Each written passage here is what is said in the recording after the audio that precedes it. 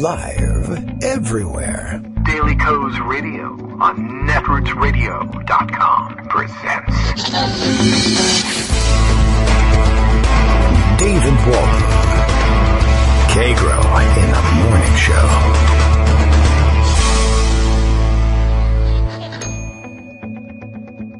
Now, here's David Waldman. Hey, good morning, everybody. It is Thursday, February 16th, 2017. Good morning, Mr. and Mrs. Moscow and all your ships at sea. Apparently, the spy ship off the east coast of the United States has caught Justice's attention this morning. He tells me, as he tells me every morning, that everything is up and running and everything's just fine, but lately he's been just sneaking these other little comments in there. The interlude, the music you hear before we come on the air, it says, is still in contact with the Kremlin. The intro then came on at that Russian spy ship 30 miles off the Connecticut coast. Do you see him? Can you see him, Greg?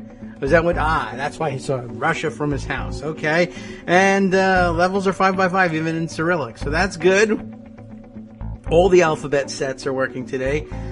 I don't know what we're going to cover today because somebody could resign while the show was on the air. They may have done it already. I thought perhaps last night as I was putting the Daily Kos Radio is Live piece up for the front page over at dailykos.com, you know, the written side of today's radio program, that somebody might be resigning even as I typed it out. I think we're up to speed here.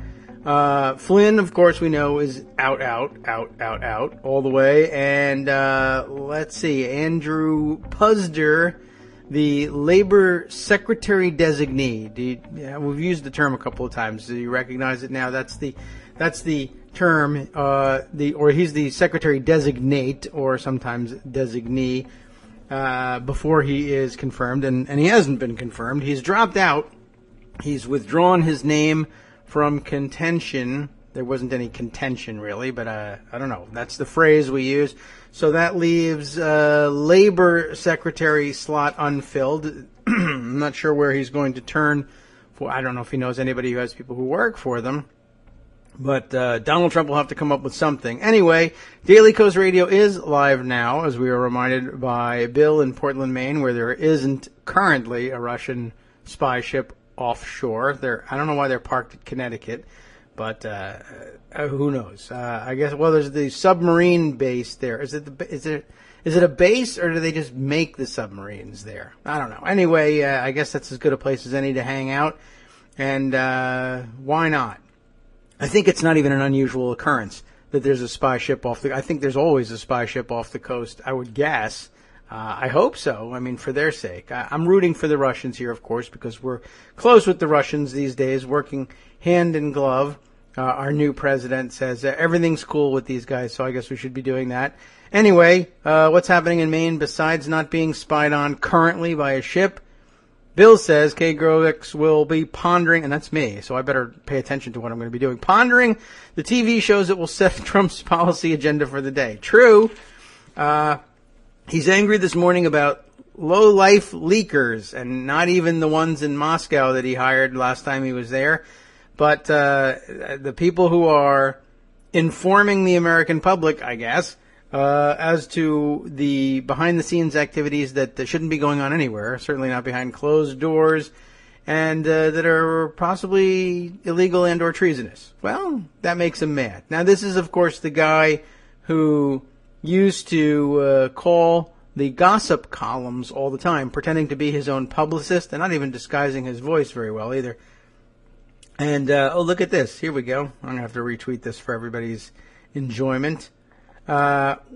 Anyway, he used to call the gossip columnists in New York all the time, pretending to be his own publicist, either as John Barron or later as John Miller, right? And the purpose of which was to lie to the gossip columnists about how many famous, beautiful women Donald Trump was dating, by which he meant screwing, of course. And he wanted the newspapers to print these things because that, I don't know, I guess that raises his social stock somehow. So I mean, and he wasn't young either. He was in his 40s when he did this. So it wasn't even a youthful indiscretion. Anyway, lots of you have, I guess, already begun to enjoy what I retweeted. Let's see. I saw, where does this come from? Well, it was tweeted out by Amanda, who tweets as Pandemonium, Moan-monium. And, they've got, like, the Trump handshake going on here. I don't know what this thing is, but, it looks like a CGI animation of Trump, shaking hands with somebody and yanking their arm. It's very weird, and it looks like a wind-up toy. So I hope you'll all enjoy it. Many of you already have begun retweeting it. Greg joins us from, Spied upon Connecticut, I guess. Good morning, Greg. Are you looking at me? Yeah, watch what you say. Are you looking at me? I'm listening anyway. Yeah, that's an old Yes, movie. Of course. But I sent to you on our secret Skype list that we tell everybody about. Okay, yeah, right. It's top secret, eyes only. So it's only for David, That's true. but everybody sees it. So the last thing I sent is the military.com base guide. Okay. And it turns out that New London is the Navy's first submarine base and home of the submarine force. It's home to 15 attack submarines and, in addition, a major submarine construction yard.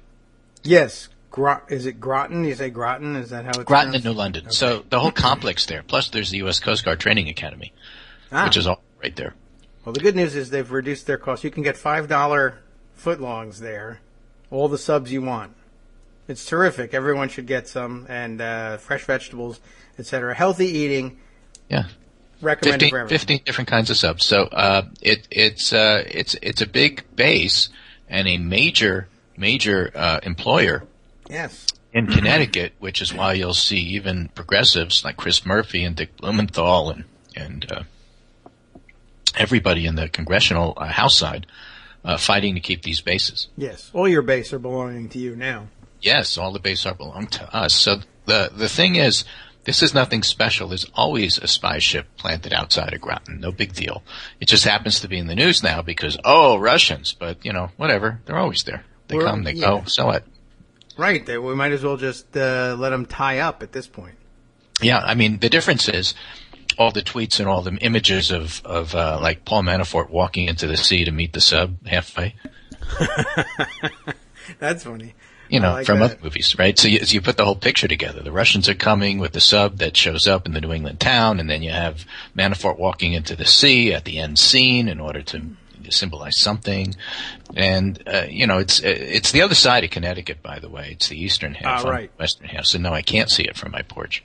Dang. But pretty close. Okay. Can't see water from where I am either. I'm inland. Okay, yes, well, they could bring you some water. Well, it's not hard to get to. Connecticut is a small state, and it's not hard to drive. It's an hour drive. Okay, so I recommend it.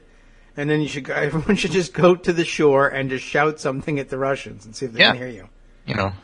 Hopefully in Chinese. Yeah, right, why not? Why? They'll just share the information. I think but everybody else, what's the difference? It's not like our own government knows what they're doing.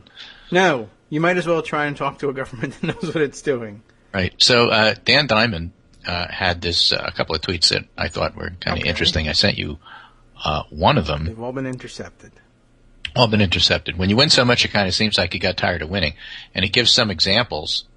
For example, the most read pieces. Just he screen captured this from somewhere. I don't know where, but here is the most read. 1, exclusive. Puster's ex-wife told Oprah he threatened, "You will pay for this." Yes. So a lot of abuse issues that helped to sink his nomination. And interestingly enough, 2 weeks ago it wouldn't have mattered. Oh, abuse to women. Great. That's a plot. Well, things are piling up. So they are starting to change a little bit. Yeah. The downside that everybody, and I think part of my depressing theme for today is going to be we've won some battles, but we're going to lose a lot of battles. Well, every day. Here's an example. Puster gets scotched. And what happens next? Yeah, we get instead of having a Rince Priebus guy who's a general a-hole because he's generic, Republican, doesn't like minimum wage and isn't really great for labor, so we'll put him in labor. But you get rid of the Rince Priebus guy and you're going to replace him with a Steve Bannon guy? Maybe. top of everything else, has the very same views, plus he's a white nationalist? That's a possibility, and that's the trouble with looking at somebody like Jim Comey, who looks worse every day. But if you replace him with what? A Rudy Giuliani or somebody worse? So that, it's just good to keep in perspective for all of us that you gotta, that's what people mean when they say, pick your battles. Why do you oppose everything? Because, sometimes opposing is worse than not opposing. You really gotta be very clear-eyed about what you're doing here.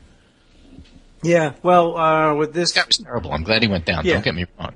Oh, and at this point, and again, like you said, it was perhaps a different situation 2 weeks ago for a number of reasons. I would also add that at this point, for the White House team to come back with somebody so horrendous, and if they're clearly connected to Bannon, actually may end up dinging the White House more than they thought. Like 2 weeks ago, that might be just one of a dozen such people, and what are we going to do about it? And now it's exposed. Yeah, well, now as things begin to pile up, and people are having secret meetings about should we think about talking impeachment before the election, and all, this is a very different atmosphere in which to introduce another Bannon pick. Exactly right. Number 2 in the most read list: Trump to take breather from White House, hold rally this weekend. What were the other 2 weekends? Well, he went on golfing vacations, but they weren't rallies. Yeah, but they were breathers or not? Take a breather from the White House? Well, no, they were all breathers. Yeah. He likes to take a breather like every 15 minutes. But here's the thing. So he goes back to Florida, and he's going to hold a rally at the airport and figures out too many protesters, and now he's going to do it at Mar-a-Lago because that way it's a private rally. It's a sleepover. And he can charge. Yeah. Oh yeah. How do you like that? Right. So he's such a smart guy. He's going to put one over on you. Anyway, I hear rumors about it in terms of where it's going to be or not be on. I don't know that that's settled yet, but all of this is up in the air. He's going to go back to his base, like people like Newt Gingrich are pushing him. Go back to your base. Bring out the white nationalists. Bring out the people Armando describes at the Florida rallies. The lock 'em up people. The people who back Flynn. He's going to let those guys into Mar-a-Lago? It's going to be a really interesting situation to see what's going on here. Oh, my God. They're going to pee because I'm not convinced Trump actually likes his base. And is he going to charge him to get in? I don't know what's going to happen here and how the whole thing is going to shake out. But it's pretty fascinating that he feels so threatened after 3.5 weeks that he feels that he has to have a white nationalist rally in order to prop himself up. That will be that'll be interesting. I mean, so that's something to keep an eye on. That's all I'm saying. Palm Beach give him the permit for it, but boy, they're going to be unhappy about that. He's the president. They're going to give it. I mean, again, you have to, talking to myself, keep in mind that when he asks for stuff like this, he's going to get 90% of it because he's the president. Yeah, that'd be pretty funny to see just a local town board just say, nope. No, and by the way, here's a ticket. Right, and you owe us You're for parked that in the wrong flag place. pole, you dummy. Yeah. Okay. All right, so that's the number 2 one, and I'm sure a lot more to be said about that after the weekend. Number 3, Trump blames fake media for treating Flynn very unfairly. I mean, just think about this whole situation with Flynn in terms of how it developed, right? Because you have a situation where I didn't want to push him out. I didn't want to push him out. The only reason we pushed him out is because a lot of this stuff became public. Therefore, I'm going to attack the people who made it public, so I'm going to attack the leakers. And I, the decider, decided that he was going to go. And I'm unhappy about it. So I must be unhappy with myself, which is impossible because I'm a narcissist, so therefore it must be the press. Yeah. It's been a wild week for them trying to defend that. If it were unfairly, why'd you fire him? I don't know. Yeah, he's got no answer for it. It were fairly. Why didn't you do it, a long time? So he's kind of caught in this, so he's going to just attack the media. This is going to the well for the 22% of his true believers, but everybody else, I don't know, that is buying it. And only now, I think, are we going to start to see, when you see Gallup polls and stuff like that, we'll see what kind of effect it has. Because, again, the theme of my segment today is going to be the give and take here. A lot of stuff that's dumping on him. But at the same time, White House does fight back. And so we'll see how the conditionals, not the 22% true believers, but the 22% conditionals, take to all of this. They don't like the media. They'd like to give them the benefit of the doubt. They are Trump supporters. But they're not necessarily ready to walk into the ocean and meet the submarine halfway, Yes. It's not or the fake fishing trawler, whatever it is they call it. Right. Number 4, Trump, asked about anti-Semitism, brags about election victory. Asked about anything, brags about election victory. But anti-Semitism, that only makes it worse. But there's another piece to this, and that is one of the I'm going to send you this link. This is from Wikipedia. It just happens to be handy, so I might as well do this one. It's a fellow named Boris Epstein. Oh, yeah, I remember that guy. You remember that guy? I do. Well, there are rumors circulating that he, Boris Epstein, who was born in Moscow in 1982, by the way, into a Russian Jewish family, emigrated to the U.S. 1982. Gee, all right. Right? Wow. Emigrated to the U.S. and is Jewish. He's already bald. And wrote the anti-Semitic Holocaust Survivor Day memorial remembrance thing that happened to leave out Jews. Yes. That's his Soviet training. So, kind of a complicated figure there. And he's a Bannonite is what I'm trying to say. Yeah, okay. And so, I'm just bringing his name up because, he's one to watch in terms of what happens to him. By the way, you talked about did anybody else resign and what's going on here. There was some feedback from that Holocaust fiasco. But the Holocaust was a fiasco, but the Holocaust memorial thing here. Oh, okay. 2 fiascos. What happens to him? Does he get a promotion because he did it? Does he get fired because he did it? Anybody else would get fired. So, the reason to keep an eye on him is it gives you kind of a strength test of how important the Bannon faction still is. Yeah. That's a tough name to be dealing with at this stage of the game, too. Boris. I mean, it's like when...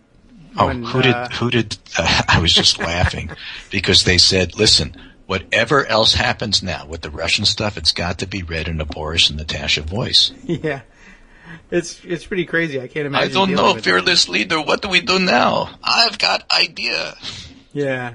So all of the deplorables who hit the roof when Barack Hussein Obama was sworn in have nothing to say about Boris in the White House here. Well, anyway, just another name to keep an eye on. That's all I'm saying. All Borises. Bori. Right. So we have that. Then, number 5, poll, Trump trails generic Democrat but not Warren in 2020. We talked about that a bit. That's the Morning Consult poll. I don't spend a lot of time looking at that one. So can we all go around and say, Warren would have won? But it was not good numbers for him. And then number 6, and the last one here on the list, FBI releases files on Trump apartment's race discrimination probe in 1970s. Oh, yeah.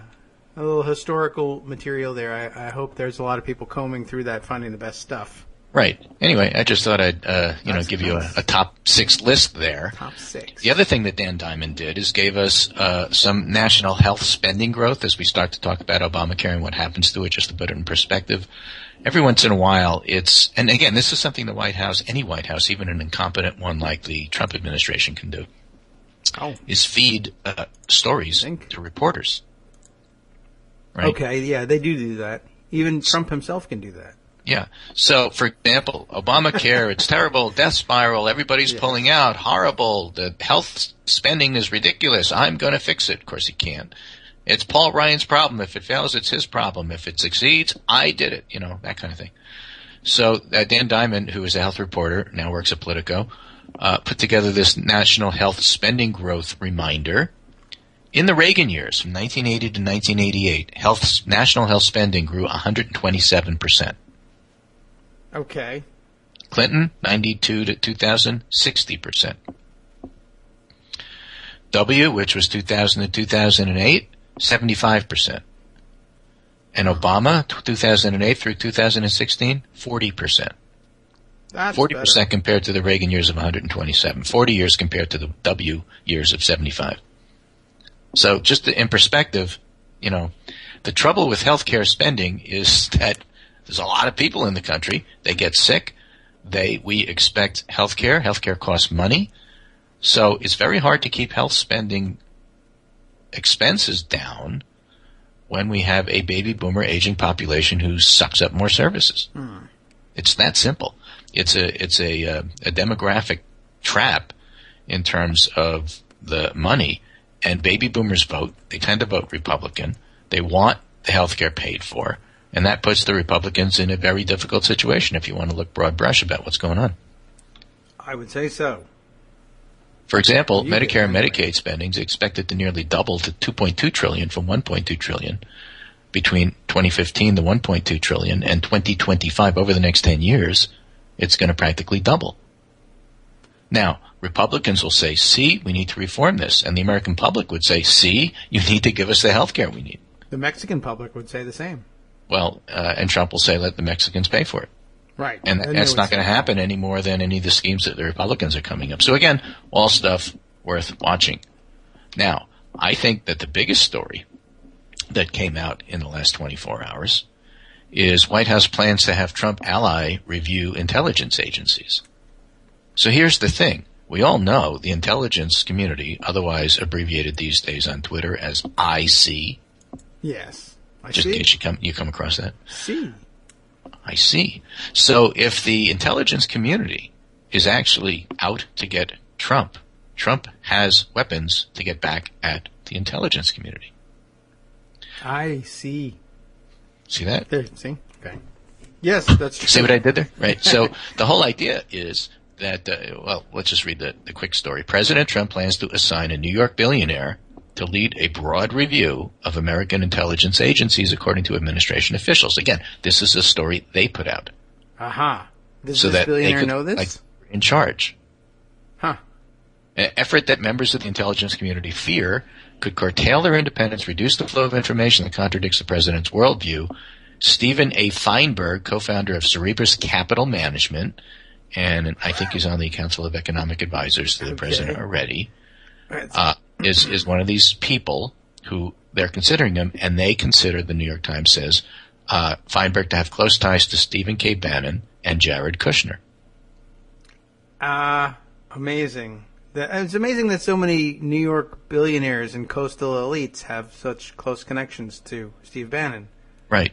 But as we've talked about, the true believers don't really care. The conditionals will say, "Look, I'll let you do that because they're the scum of the earth that know the system because they screwed us all. So who better to fix the system? It takes a thief to catch a thief." That's the conditionals' point of view. Just show me the jobs and it's okay. Don't show me the jobs and it's not okay. And so that's going to take time to filter through. But what's interesting here is basically they're putting a marker down. What if Feinberg doesn't get the job? What if that's not how it happens? Again, that would be a sign of how strong the Bannon faction is or is not. Yes, that's true. What exactly? Now, how could he not get the job? This is a new thing? They're floating an idea. Yeah. It could be that there's just too much pushback from all the career people there, to do it at all. Okay. Including Mattis and including Kelly and some of the other folks, that this is simply not the right way to do it. Okay. So that faction has power of its own, and so that's how we could not get it. Oh, it was just an idea. I didn't say we were doing it. You can't say that I failed because it was just an idea. It was Reince Priebus's idea. Let's get rid of him. Oh, and that's another thing that's floating around. Get rid of Priebus, say the Bannonites, and replace him with Chris Christie. That's the rumor floating around. Not that Christie would ever actually want a staff position. That's work. He's an executive. He tells people what to do. Well, I think I'm he'd like going to that go one. and get you your sandwich, Mr. Trump. I will tell them what to do. Mr. Trump needs his sandwich right away. And I will be here, Mr. Trump, with it in just a few minutes after I tell them what to do. I mean, it's just hard to see him in the chief of staff position, but it's a very powerful position. It might even be the second most powerful person in the country. Yeah, he really can. I mean, if you play it Especially right. Trump, because Trump doesn't know what he's doing. Yeah, well, then it's really good. I am fascinated now. This is a good find, this Feinberg story, just in general. I'm still stuck on that one. But I gave that one to you. Well, you'll have time to look at it a little more. I just wanted to give you a flavor of it. I don't know what to say. Okay. Then there's the other side of it, which is this is really bad. Here's one on the road to another Watergate in the New York Times. Here's a fantastic, because he's just such a brilliant writer, Charles Blow column called Drip, Drip, Drip. Yes, okay. Is that on your list? I thought I saw that. All right. Let me scroll Every up and day find it. there's a fresh outrage and he goes through some of them. It's so fresh. And if thinking something about this doesn't smell right, you're right. It stinks. It doesn't add up. It leads to multiplying numbers of questions, which we don't have answers. We're talking about the Flynn thing here. We know that Flynn lied. In tweets the president has posted since Flynn's resignation or firing, you choose, Trump has seemed more upset by that Flynn's lies being leaked and reported than by the original transgression, once again putting the finger on the idea that Trump's going to use this to try to beat up on the press some more, which is quite dangerous. And let me just throw in, let me give you a subtle way how it happens. You go to a press conference, and you give a press conference, and the only people you call on are Breitbart and, Washington Examiner and, a Gateway Pundit or some distant Skype seat that you don't even know who is on the other side. Some of those are good because they're local reporters, and it's nice to have local reporters in the mix. And no, all the questions don't have to go to Andrea Mitchell. I'm perfectly happy with that. But I think in the last 2 or 3 press conferences, the only people who've been recognized are conservative media because Trump doesn't want to take questions from the New York Times. Yeah, that's what I've heard. Now, somebody else quantified it by saying that not only is it only conservative media, but half the questions that have been given so far have been to Rupert Murdoch-owned media outlets. Yeah, exactly. So that's a subtle way that you wind up influencing the press. And, again, if the press wants to normalize it and say, well, we're just doing our jobs and reporting things, no. This is all at war between the White House and you guys, and you better, put yourself on a war footing for it. Anyway, Blow says, this is an office culture issue. If the boss, in this case Trump, is a pathological liar who forces underlings to repeat and bolster his lies, what signal does that send to everybody else who works in that environment? Hello, Kellyanne Conway, who, by the way, continues to be barred from various and sundry outlets. That lying is not only accepted but also valued. The lying is simply a rhetorical device, a propaganda tool that is inexcusable only when not exercised with skill.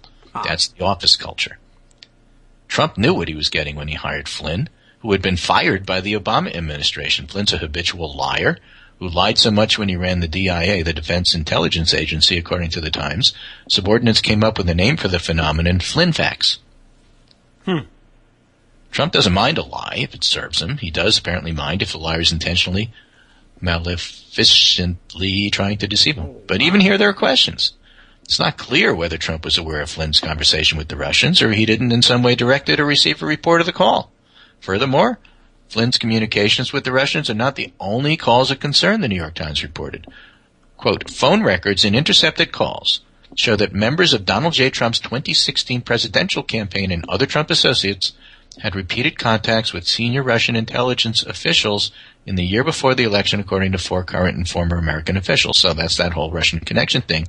The key words to me here are other Trump associates. There are That's more. I asked about Jeff Sessions and why he won't recuse himself. Yes. What were the nature of the calls? Why were they made? Was anybody in the Trump orbit aware? Were they made aware in any way of when emails would be leaked? So 2 things bear repeating ad infinitum. 1, in July at a televised campaign, Trump said, Russia, if you're listening, I hope you're able to find the 30,000 emails that are missing. And then in October, an hour after the release of the Access Hollywood tapes of Trump boasting about sexually assaulting women, WikiLeaks began to dump the Clinton campaign chairman Podesta hacked email onto the Internet. Coincidence? Maybe.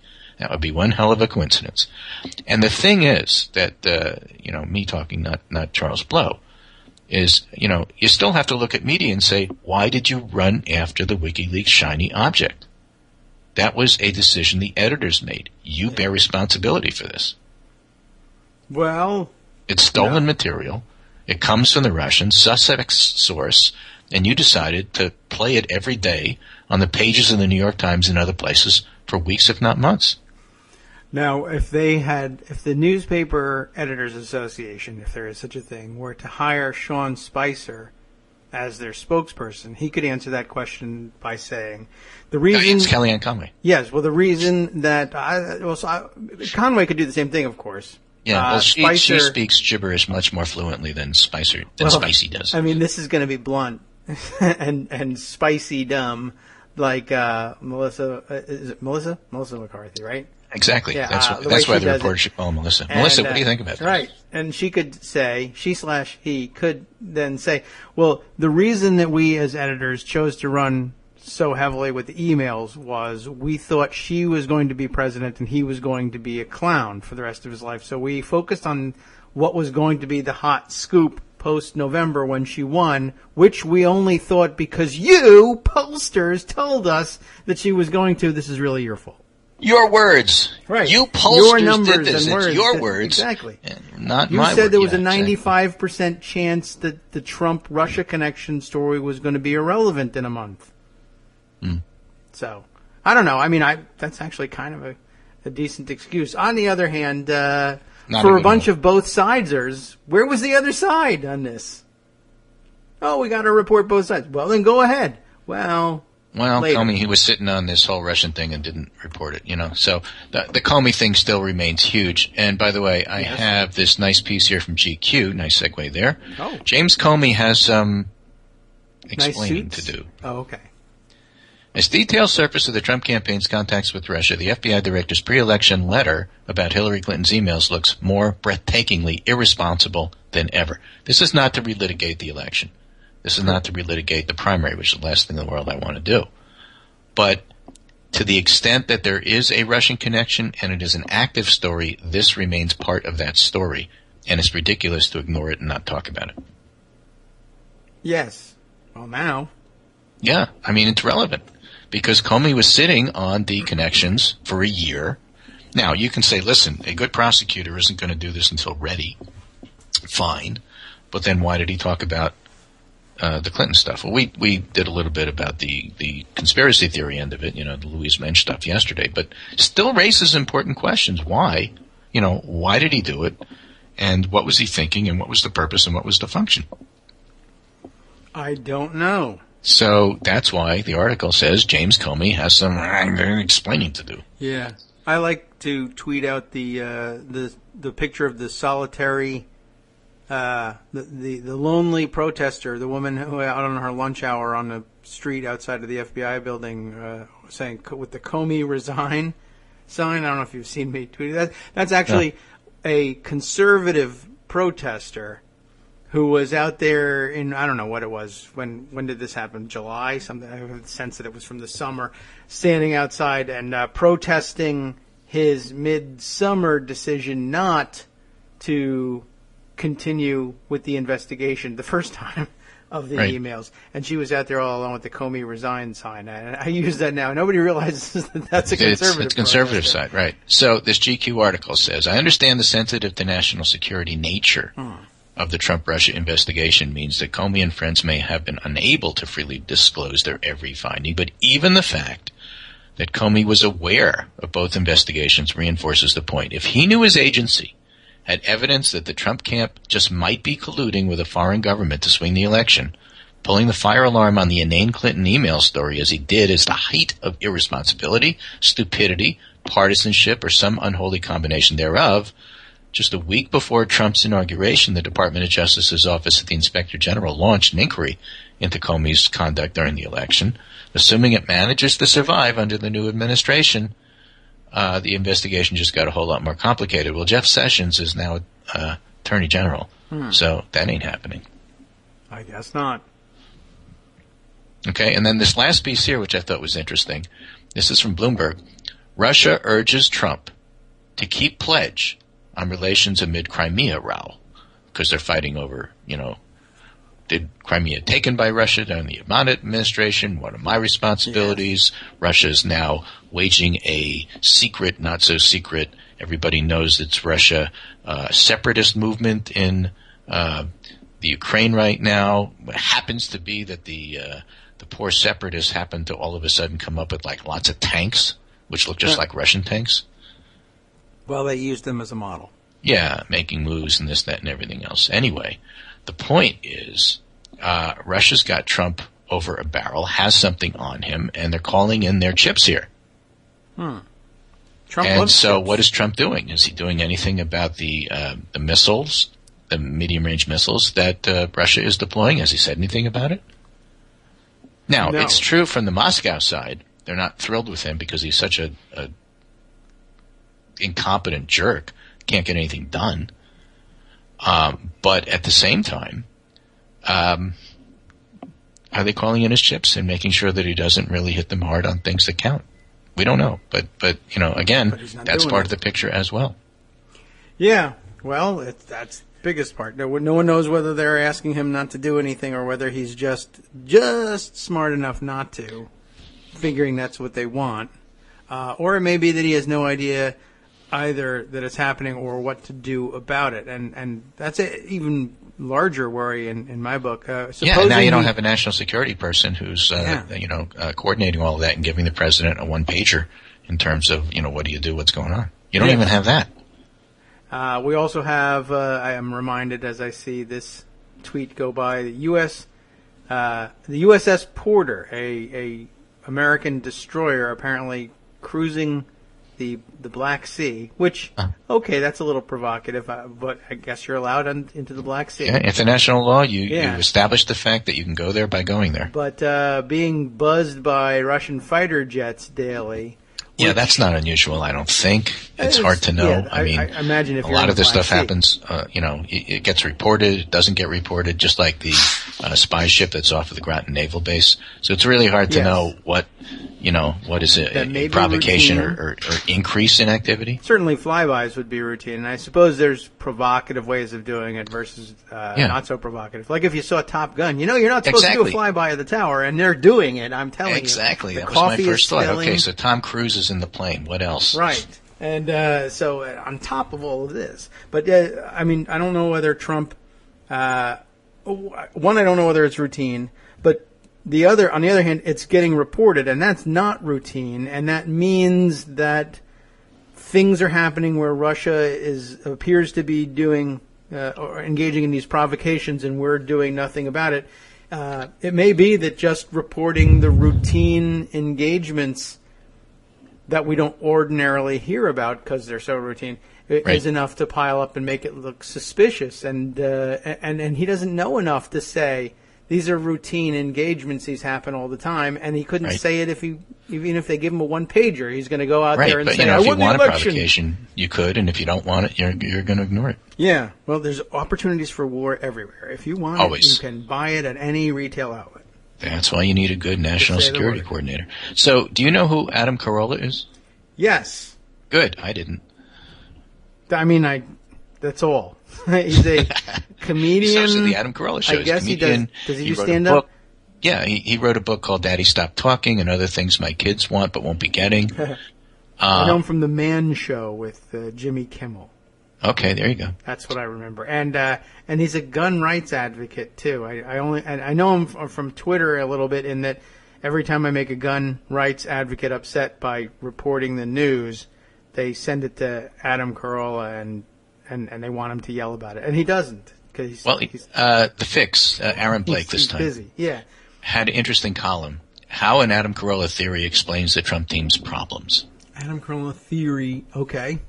And it turns out the Adam Carolla Show is the most, even more than yours, the most downloaded podcast in the world. I don't understand it. I'm on your show. We should do better. But his is the most downloaded podcast in the world by the Guinness Book of World Records. And while discussing the day's news, Carolla will often return to a theory called stupid or liar.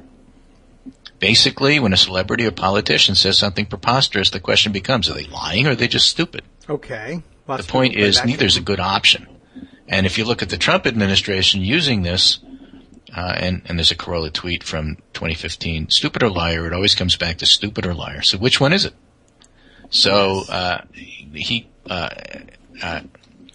Aaron Blake tries to put it in slightly nicer terms.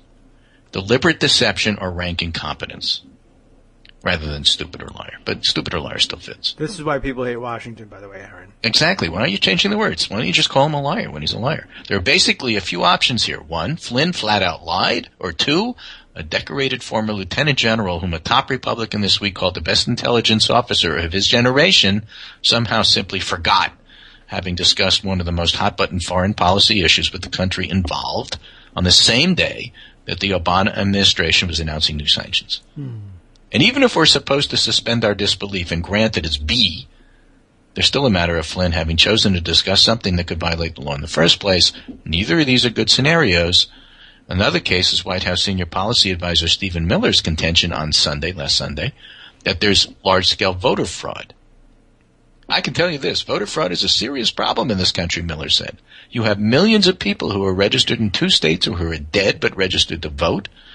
Of course, a lot of the people in the Trump administration are registered to vote in separate places. We know why. You move and you don't tell the place that you moved from, and until you vote, it's not a big deal. Right. It's wishful thinking that they're dead. Right? The main problem with all these allegations is they rely upon evidence that doesn't actually say what Trump and Miller say it does. So, yeah, we know that part. So we have to decide between whether Miller is deliberately misrepresenting the data or he doesn't comprehend it. Again, pick your poison. He's either stupid or a liar, I'm adding.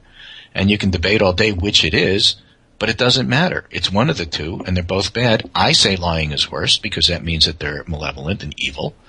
And so when people say, well, you know, you guys on the left, you have all these conspiracy theories about the Trump administration. Guys, when they lie to your face the way Kellyanne Conway does and Sean Spicy does, you got to get to the point where you're saying they're not just stupid the way you think they are. They're lying the way we think they are. And if they are, it's malevolent and it's done on purpose. And if that's the case, there's every reason to be concerned about it. So what are you talking about? It's a conspiracy theory.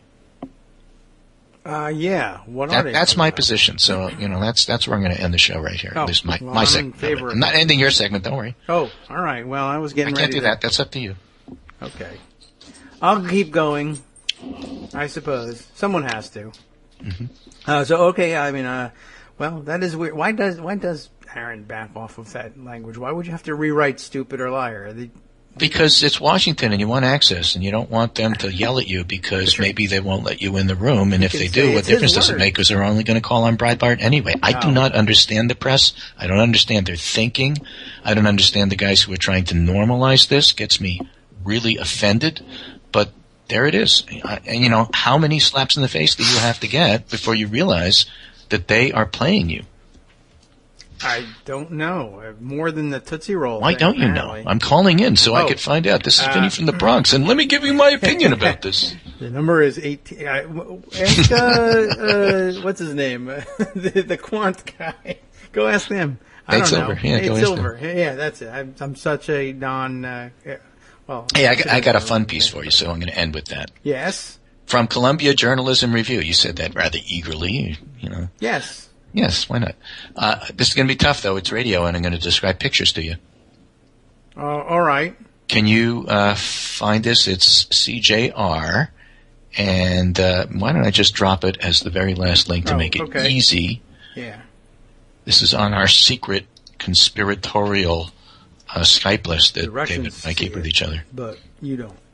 But you don't know about because we never talk about it. Boy, everybody's retweeting that handshake thing now.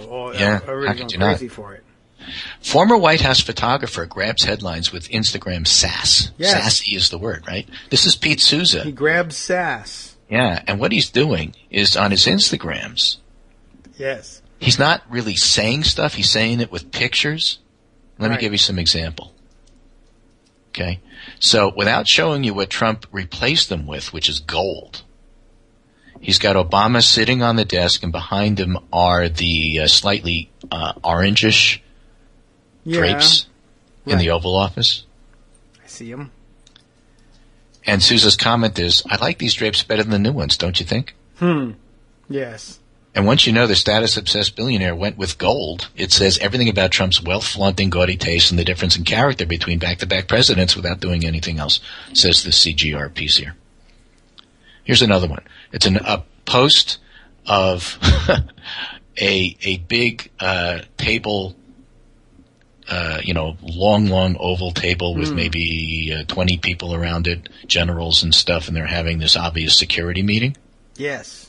Okay. I've been there. Here's another post where Sousa's playing with what we do and don't know. In this case, some real digging is required to understand the poke in the photo. Okay. And so he's got these people in the White House. Oh, yes. And the lights are on. And the only comment he has is those damn lights. Right. The ones they couldn't find, though. The ones they couldn't find. The ones they didn't know how to turn on. Now, I did not turn the lights on and off in that room, I will admit that. But I have been there. And it's very nice. It's a nice table. right? So you've been sitting at that table because the president met with some bloggers and or other people, and you were there, right? Right. And he said, get out. And the lights were turned on. Right, they were. And I don't know, it didn't look that bright in there. Right. I never had any meetings actually in the White House itself. The meetings I had that were White House meetings, quote unquote, were actually off campus. They have this row of older row houses that actually are White House property. Ah, yeah. Did you know the area that I'm talking about? Yes. It's where they have the Blair House and Yes, others. yes. And so they have like 3 or 4 in a row, and they're all White House property, and the meetings that I had were there. But not exactly on White House property. It is White House property, but not on the White House proper. They're very nice, and that's where the They're foreign lovely, diplomats actually. stay. And they've been redone on the inside so that they're all modern, and they have like lights you can turn on. Right. Now they have coin-operated beds. Yeah, I suppose. And Trump collects some money every night. So this one is... No money in the machine overnight. This is Obama having a nice wine glass drink with the president of Mexico. Oh, look at that. Oh, I think they might be drinking tequila in that wine glass. Could. Like super fine, I guess, like really super fine tequila gets drunk that way. Right. Drunk. And then 3 days after Trump issues his executive order barring refugees from 7 countries from entering the U.S., Sousa posts this picture, which is highlighting the fact that the White House was with Obama there. It's a scene of maybe 20 American soldiers becoming naturalized citizens. Yes. And it's a beautiful picture. But again, each one of these pictures is rather subversive. Yeah, they are. Well, I guess what you would consider subversive now, yeah. Yeah, and for example, he's got another one here. They're just facts. With Obama wagging his finger in Putin's face. Oh, yeah. Lecturing him. Of course, yeah. That one doesn't even need a caption. No. Though it should be pointed out for Putin fans, Putin is sipping tea. Well, right. One thing, wearing a shirt. I mean, this radio, they didn't know that. Yes, they that's true. Because all everybody thinks suits Putin just walks around with no shirt all the time. It's not true. He does on It's the only Saturday most Night of the Live. time. He's sipping tea. So, he's rather calmly accepting the point here from, or, just letting it roll off. Obama's pointing his finger at him and lecturing him in the picture, which is really why it's so cool. Okay. Well, we definitely, look at that. Right? There's some great ones. Mm-hmm. So, this is all Pete Sousa's doing what he does. Yes. Oh, I like the next one.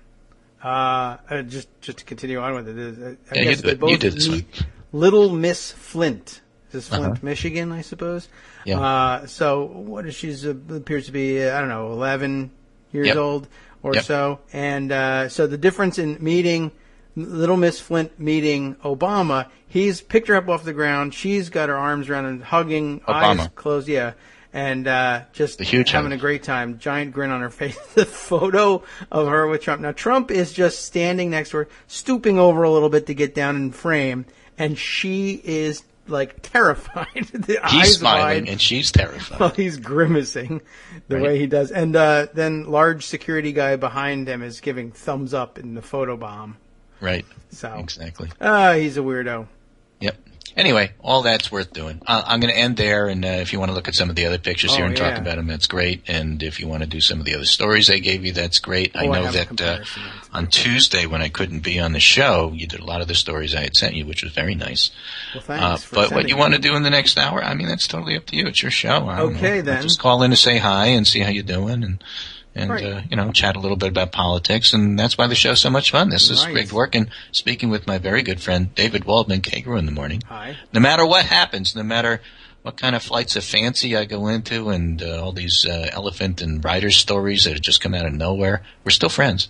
True. And he still lets me on the show, so I'll be back on Monday, and we'll do it again. All right. Oh, yeah, Monday's a holiday. So what story are there? I guess we'll just go ahead and do it. I mean, I don't know. I'll see who's off from work. The kids are off from school. If the wife's off from work, she wants to go to breakfast, well, that could cause a problem.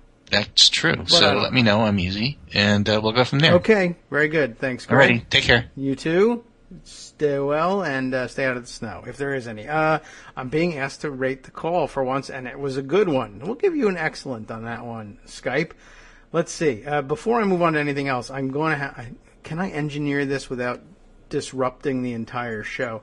This is a really interesting piece, this one about Sousa, because the pictures are so great. The problem is that you guys can't see the pictures. So I'll see if I can tweet one of these out, because the next one up, since the last one was a comparison photo, Obama versus Trump meeting Little Miss Flint, that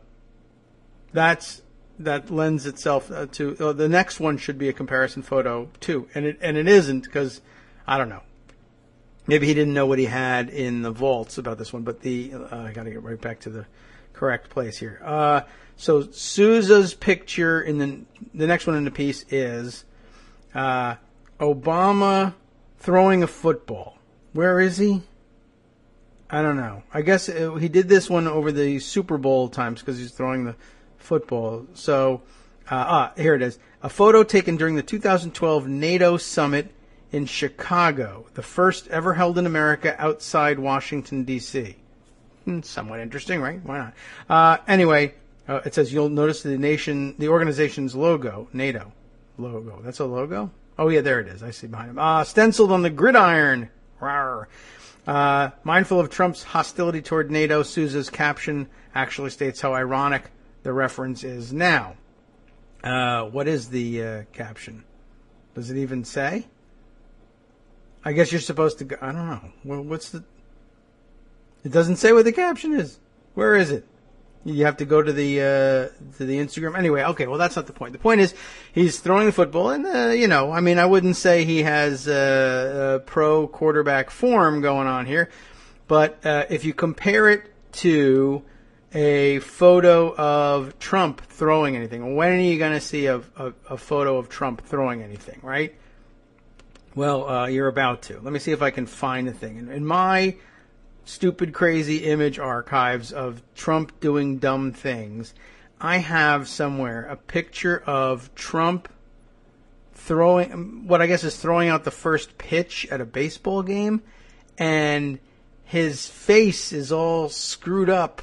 His face is all screwed up anyway, but you know what I'm talking about. I'm saying the phrase that your face is all screwed up, tongue sticking out, biting the tongue, and eyes squinting. Where is this one? You'll say he like I said, he's quite screwed up, but he's making such a face. There we go.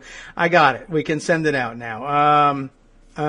So if you're following along, look for it in the Twitter account. If you're listening by podcast, I don't know. Search my timeline. Maybe I can make a note to myself to include this for Scott to put in. But it's a pretty good comparison. Okay, let's see. By the way, I should have said this when Greg was on. Great reviews for yesterday's show with Armando and Joan and Greg. We didn't have all three of them at once, but it was very nearly all three at once. And just the round table aspect, I like that myself. It's easy for me to do the show. It's much more fun to do the show that way too, and usually get a better quality show anyway. So Brian really enjoyed that up in Canada, and I noticed that who else had this comment? Thelonious 08, as a matter of fact, to be specific, in case you were following on the other not Thelonious, but Thelonious 08, Thelonious 07 and downward apparently did not like the show very much. But also a great show comment. That looks good. So very good. Thanks to everyone who participated in yesterday's show. Let's see. I will say Armando had something to say about Greg's appearance. Really? Adam Carolla? I don't know about Greg sometimes. Yeah. Well, I don't think it was Greg's idea to bring up Adam Carolla. It was Aaron Blake's. So, we could have issues with Aaron Blake being brought up, but I think he may be the best that the Fix has to offer. Who knows? He's not the worst, that's for sure. Okay. I don't know. About half of the people that work at the Fix are okay. The guy who started the Fix is not so good. Okay, so as I mentioned, lots of people retweeting that crazy handshake animation video. That's now catching on, and I see a lot of verified check marks picking up on this one, so that'll mean it'll get some widespread circulation. That is good. I also see this story here from The Hill, which, I'm always trapped. I'm always suckered in by The Hill because they illustrate their tweets with the photos, and everybody likes the photos. So I'll retweet that one for you. This says, Martial Arts Academy posts instructional video on defending against Trump handshake.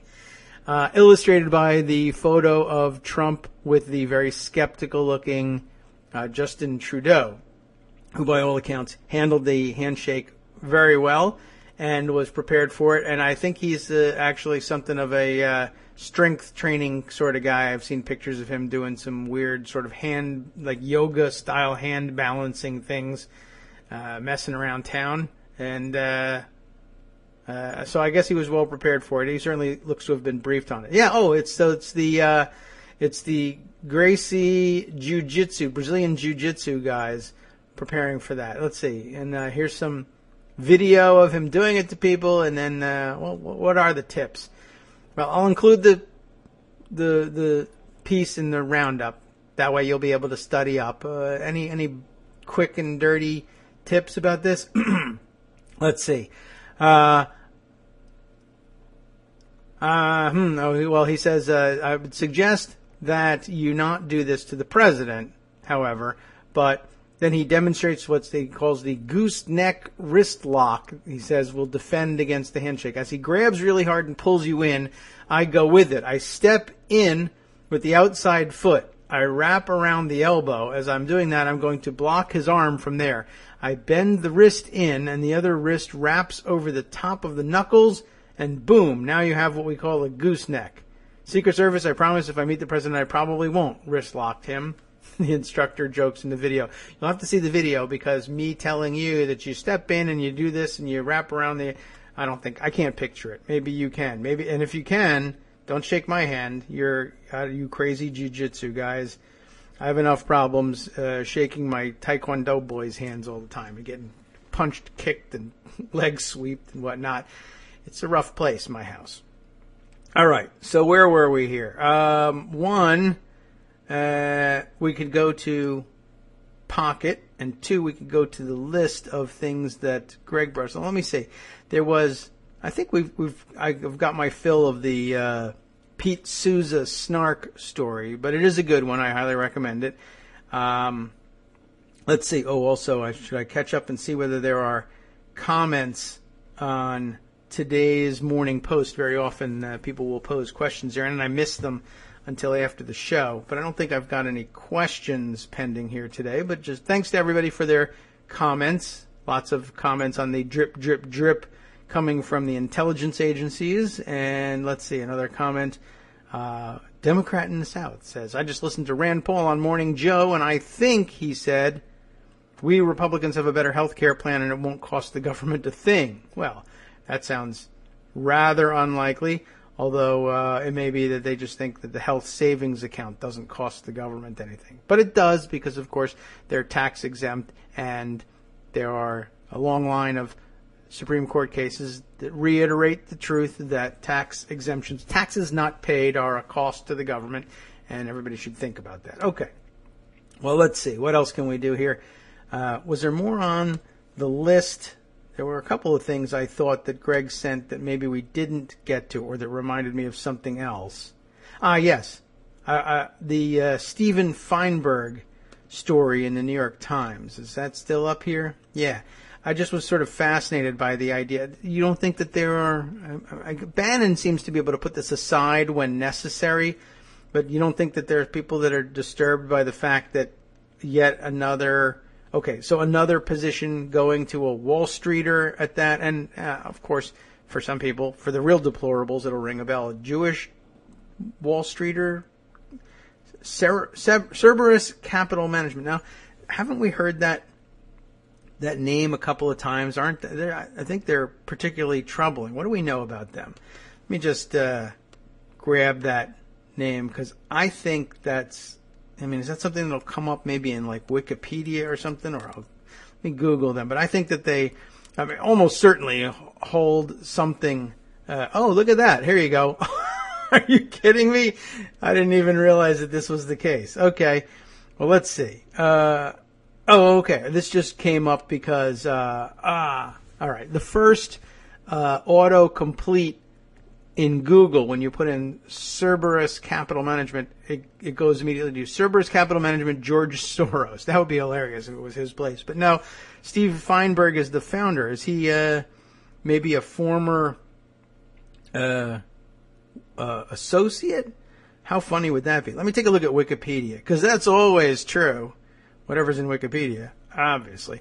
Let me just see what they have to say about it. Let's see. Co-founded in 1992 between Steve Feinberg and William Richter, who currently serves as a senior managing director. Okay, blah, blah, blah. Why do I know the name? I feel like they've been in the news. Let's see. Key people include Feinberg, Richter, Dan Quayle, and Jon Snow is the chairman. Why is he the chairman? He knows nothing. That's crazy. Anyway, Cerberus, obviously, the mythological three-headed dog guarding the gates of Hades, which is a fantastic image for a hedge fund? Is that essentially what they are? Okay. Dan Quayle, who he joined in 1999, is chairman of the company's global investments division, but that can't possibly be why I've heard of this place. I don't really know why. Let's see. Transactions and initiatives. Anything that piques my interest here? I'm just scanning, trying to see how come I feel like I've heard of this. Nothing jumps out at me. Oh, if any of you know what I might be getting concerned about, by all means, jump in and let me know. Lots of pharma investments, and with all the pharma price gouging that's been going on, maybe they came up in that. No, I'm just not seeing it. So if you've got an idea why that name might ring a bell, by all means, let me know via Twitter or anything else. Yeah, I see. Okay, I've got the. Thanks, Justice has sent me this, but as I mentioned, I'm in the Wikipedia thing now. I'm wasting time at this point, but I'm scrolling through just trying to find out what might... there it is. That's it. I knew it. I had a feeling this was it, too, but I didn't want to make the call. Cerberus Capital Management acquired Bushmaster Firearms International from Windham, Maine native. How do you like that? Dick Dyke. I'm serious, man. That's the guy's name. I don't know. I would like to leave that there without discussing it any further. For an undisclosed sum, if that matters, April 2006. Also purchased Remington Arms in April 2007. Under Cerberus direction, Bushmaster Firearms acquired Cobb Manufacturing, a manufacturer of large caliber tactical rifles, in 2007. They also acquired DPMS Panther Arms in 2007. Remington acquired Marlin Firearms, consolidating a whole lot of firearms in there. But Bushmaster would be the name that rings the bell, of course. The Bushmaster AR-15 model, one of the favorites of mass killers everywhere. AR-15s are a big favorite with a lot of people, but the Bushmaster in particular, for some reason, was attractive. It was, of course, used in a number of mass shootings. I guess the most infamous now being Sandy Hook. I remember it from way back when it was the favorite gun of the Washington snipers. But that's just because I'm such a mass murder hipster, I guess. Well, okay, so there we go. Now I know why it rings a bell. That puts that to rest. Should I do a gun fail segment? We do have some gun fail stories. I don't know if that's the direction I really need to take things, though. Surely there is much more amazing and horrific stories just by focusing on the White House. I guess what piqued my interest about the story about Feinberg was, was that it? I don't know. Greg said that one of the stories came from Bloomberg, and I thought that was it, but no. Bloomberg, their story was the one about improving relations between the United States and Russia. But Bloomberg had another story. Did I pocket this one? Or, yeah, I did. This was just odd. I don't know what to make of this. I don't think there's anything terribly wrong with this, but it's certainly unusual. Just by way of background for figuring out what kind of guy Trump is. Greg keeps reminding us he's a chaos agent and said yesterday that, this was a trademark business style for him. And I wasn't certain that it really was. Well, here's a good example of, of somebody saying it is. So I guess that we'll back that up with this. This is a weird story, I thought. And you tell me what you make of it. Anthony Capaccio is our writer here in, again, Bloomberg. Trump's F-35 calls, the fighter jet F-35 calls came with a surprise. Rival CEO was listening. This is for, oh my God, leaks guy. No. That seems like a weird story to read. Let me tell you what the story is here. Days before taking office, President-elect Donald Trump made 2 surprise calls to the Air Force general managing the Pentagon's largest weapons program, the Lockheed Martin Corporation's F-35 jet. Listening in on one of those calls was Dennis I'm going to guess it's pronounced just like Muhlenberg, but it's spelled differently. It's not spelled like Muhlenberg College with an H, but an I instead. Muhlenberg-like, but probably Muhlenberg. So Dennis Muhlenberg, who's the CEO of Lockheed's chief rival, Boeing Corporation. Trump, who has repeatedly criticized the $379 billion F-35 program as, quote, out of control, made the highly unusual calls to Lieutenant General Chris Bogdan on January 9th and January 17th. According to 2 people familiar with this matter, Muhlenberg, whose company makes a fighter jet Trump has suggested might replace one F-35 model, was in the president-elect's New York office for a meeting during the second call. He appeared caught off guard, but heard at least Trump's end of the call, according to the people who asked to remain anonymous, discussing sensitive information. Leaks! Oh my God, what are you going to do about it, Trump? After speaking with Trump, Bogdan wrote 2 3-page memos titled Phone Conversations with the President-elect, dated January 10th and 18th, and stamped for official use only to limit distribution. I guess General Bogdan is a relatively smart guy and immediately realized this is highly unusual for the president-elect to call me.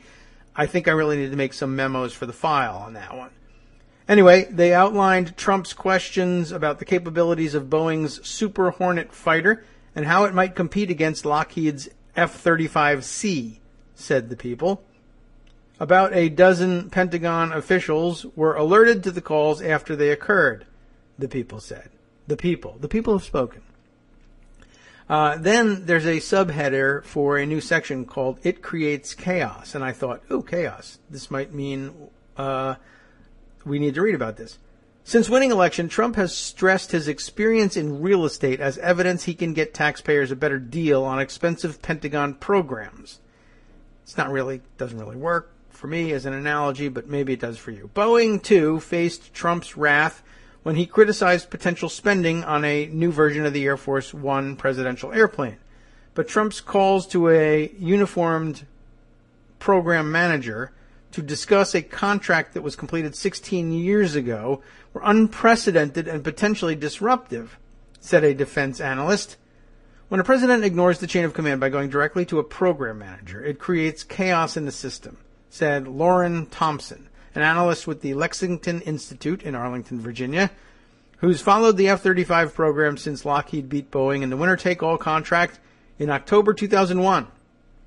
Behavior that looks decisive in the business world can unhinge a military organization that depends on order and discipline, said Thompson, who also consults for Lockheed, which makes him an interesting figure to interview in all of this. But still, I think he has a pretty good point, something that it's highly unlikely, certainly that the deplorables ever took into account, but certainly difficult to believe that lots of people who believe the facile myth about we need to run government like a business have ever thought about either.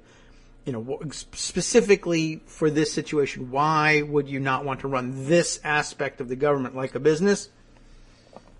Because there are some business practices you can get away with that don't make any sense in government and that you would be held accountable for in government, which you can brush off as business decisions in, elsewhere. But also, unless your business deals with the military and their chain of command, then you wouldn't want to run the military aspect of the government like your business, would you?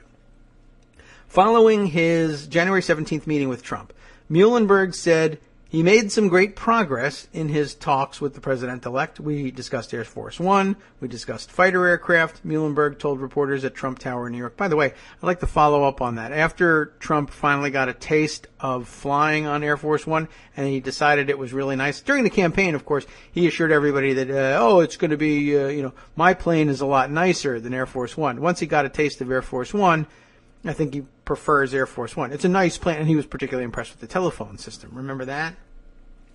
So I wonder whether he's sticking to his guns in terms of, with the new Air Force One, such a boondoggle, he'll never get to fly on it. So maybe he'll stick with that as a complaint.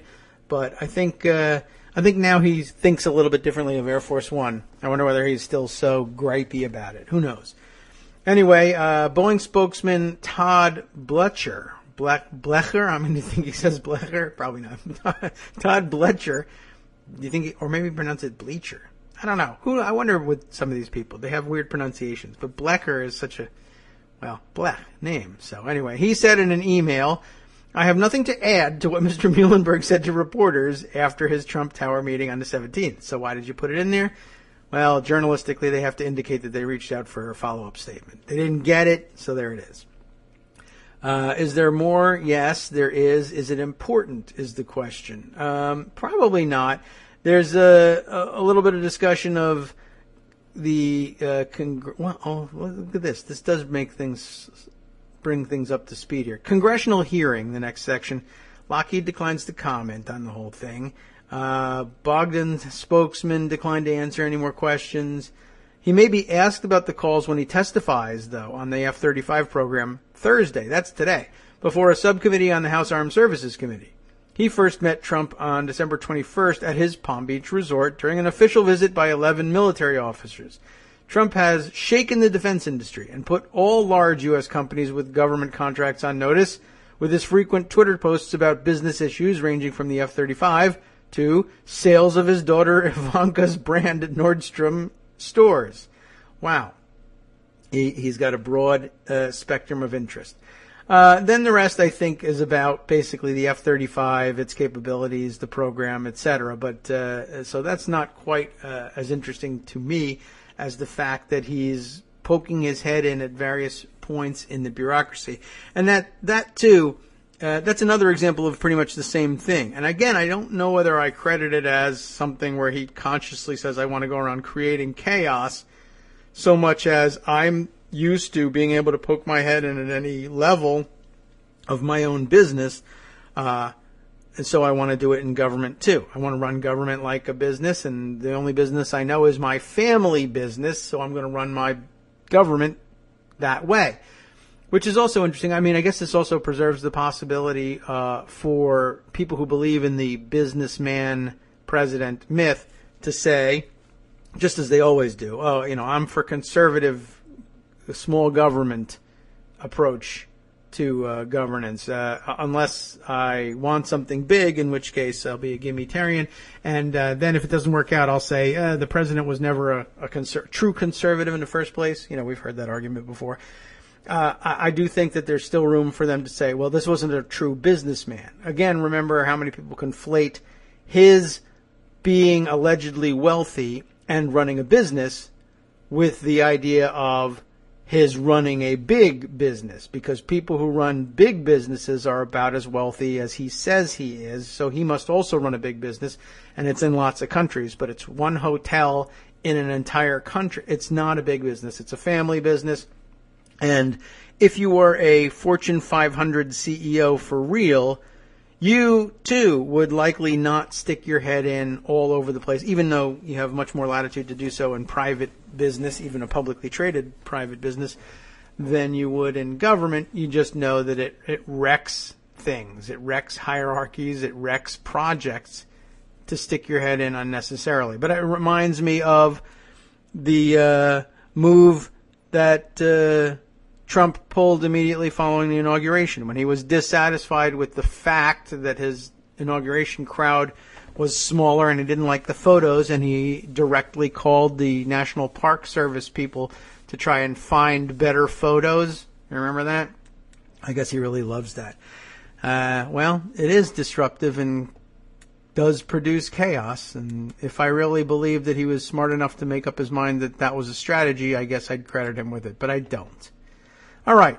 Other pieces of news that I think are going to be important. The Daily Beast has this one. I want to put it on your radar so that you can be super smart. Who's got the byline on this? Betsy Woodruff. Important observation. Leaked emails. Uh-oh, wait a minute. Where's my leaked emails music? Leaked emails. I really only have a couple pieces of music. That's really it. Oh, I could, things I don't play. Leaked emails. Unacceptable!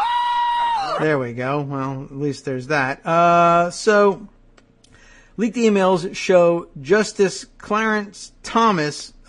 Unacceptable! Yeah, see, all right. Well, anyway, I got to make better use of my sound effects. Leaked emails show Justice Clarence Thomas's wife, remember her, pushing the travel ban. What? In leaked emails, Ginny Thomas asked for advice on how to organize in favor of Trump's travel ban, but by doing so, she may have inadvertently made it harder for the executive order to survive the Supreme Court. Basically, I should just read you headlines and then subheaders and then move on, and you get more news that way. But, the fun in this show is reading the article and commenting on it. Justice Clarence Thomas's wife is organizing in support of President Donald Trump's agenda, and it might make her husband's life a little complicated. In an email sent to a conservative listserv on February 13th and obtained by the Daily Beast, Ginny Thomas asked an interesting question. How could she organize activists to push for Trump's policies? What is the best way to, with minimal costs, because, I don't know, she's a cheapskate. Oh, I'm sorry, she's fiscally responsible. What is the best way to, with minimal costs, set up a daily text capacity for a ground-up grassroots army for pro-Trump daily action items to push back against the left's resistance efforts who are trying to make America ungovernable? Question mark, she wrote. Phew, that's a bit of a mess of a sentence, but I think you get the idea. By the way, the best way to set up a daily text capacity, text people daily. Anyway, I see the left, unacceptable, dun dun dun. The left has daily action at your daily action. And, is that a Twitter account? Do any of you follow it? Is it good? And their Facebook likes are up to 61K. She continued. These people are still fascinated by Facebook likes, but good reason to monitor that. It seems to have worked for Trump during the election. She then linked to a Washington Post story about the group. But there are some grassroots activists who seem beyond the Republican Party or the conservative movement who wish to join the fray on social media for Trump and link shields and build momentum. She loves buzzwords. I met with a houseload of them yesterday. That's not much of a buzzword. And we want a daily textable tool to start. Suggestions? Texting? Twitter, perhaps? I don't know. Anyway, neither Ginny nor Clarence Thomas returned requests for comment. The group she referred to, Daily Action, encourages people who oppose Trump's agenda to make a phone call every day on relevant issues, including the travel ban. Thomas, on the other hand, has characterized former acting Attorney General Sally Yates as part of a, quote, subversive alt-government, unquote.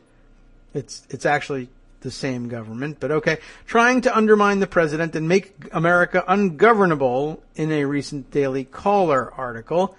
Yates drew ire from the right when she refused to have DOJ lawyers defend the president's travel ban. Of course, Republicans have been at the game of making America ungovernable for quite some time, but whatever. Anyway, that travel ban could end up before the Supreme Court, as you might have guessed. Last week, the Ninth Circuit Court of Appeals in San Francisco ruled against Trump's travel ban, and a federal judge in Virginia on Monday, we haven't talked about this one, issued a preliminary injunction against the ban, blocking its enforcement in the Commonwealth. That's Virginia. It isn't clear yet if the Justice Department lawyers defending Trump's ban will appeal the Ninth Circuit ruling to the Supreme Court, but if that happens, then Thomas's activism could be an issue, according to legal experts. And that's not the same thing as his acknowledging it as an issue and recusing himself from the case.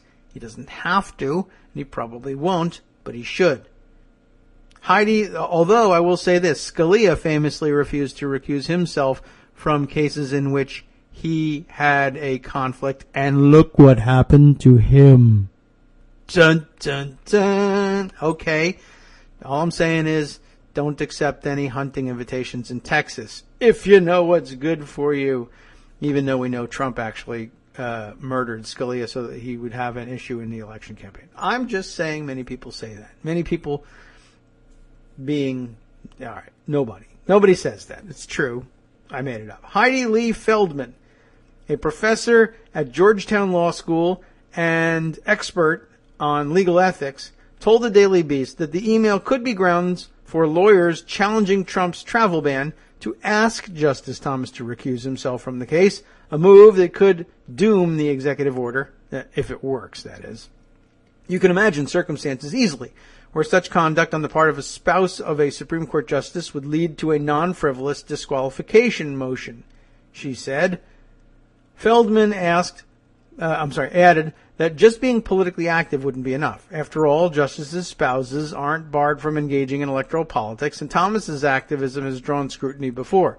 The difference here, Feldman said, was Thomas's apparent support for specific activism on specific issues that could come before the court, which should be capitalized, Daily Beast, when you're speaking of the Supreme Court. God damn it.